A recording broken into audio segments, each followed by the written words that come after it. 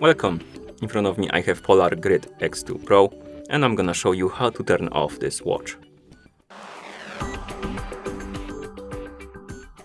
To turn off this watch we need to wake up the screen on it first, so press any of the buttons. After you wake up the screen, press the back button right here to open the menu. Then scroll through the menu by swiping on the screen, find the settings icon and tap on it. In settings, scroll all the way down and at the bottom you will see the option called About your watch. Tap on this option and here find the option called Power Off. You will see the button basically, turn off, this one. And once you see it, tap on it and wait until the watch turns off. It will take a second or two. And that's how you turn off this watch.